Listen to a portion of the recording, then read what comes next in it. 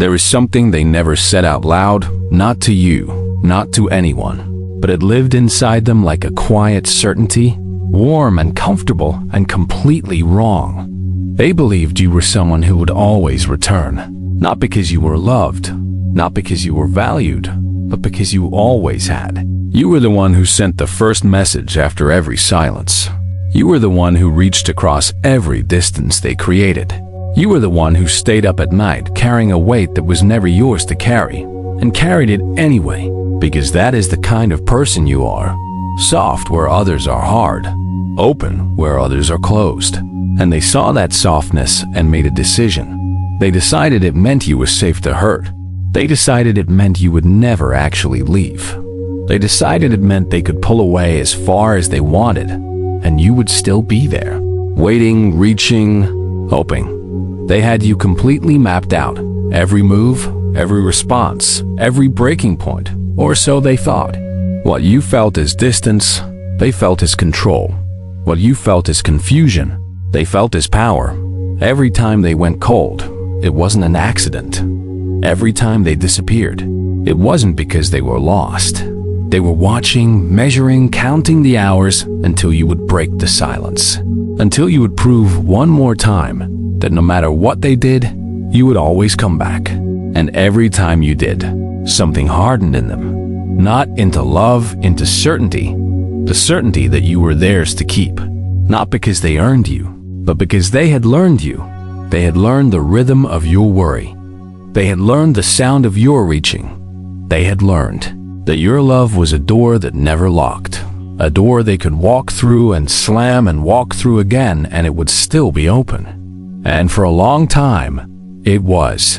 Because you believed that loving someone meant never giving up. Because you believed that if you just tried harder, gave more, held longer, something would finally shift.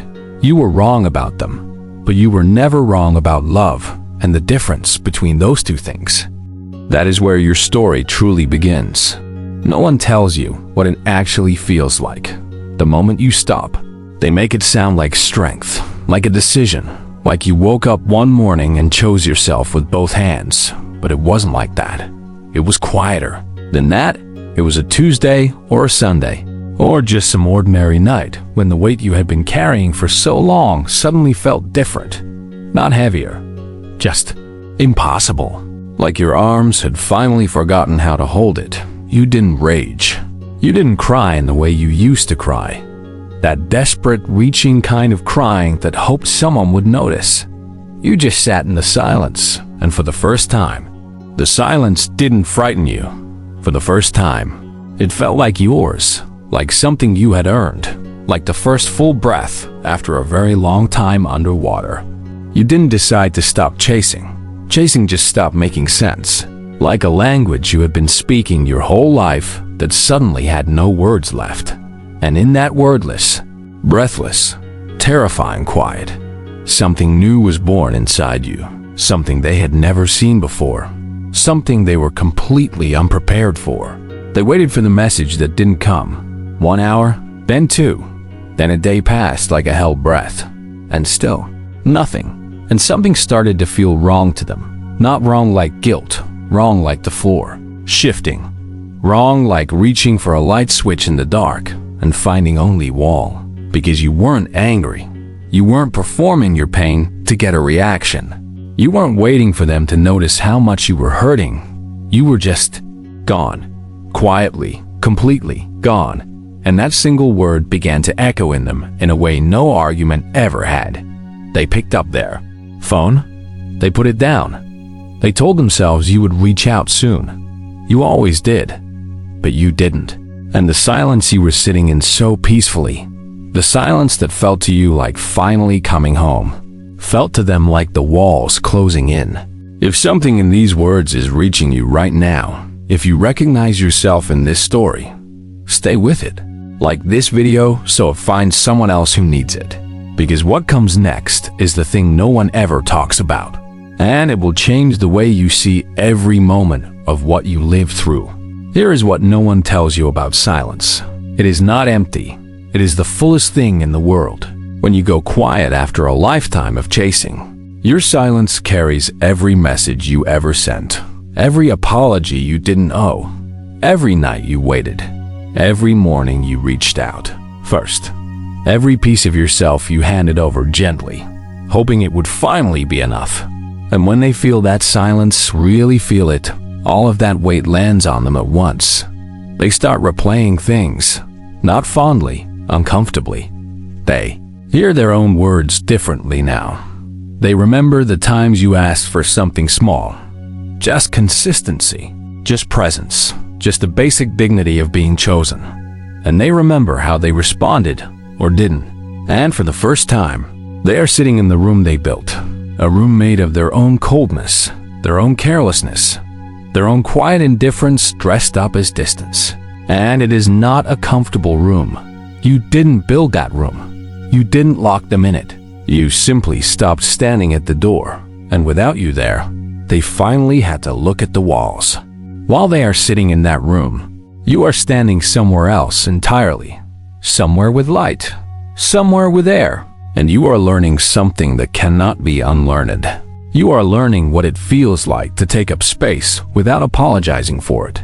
You are learning what it feels like to wake up in the morning and not immediately reach for your phone to see if someone has finally decided you are worth their time. You are learning that your softness was never a weakness. It was a gift.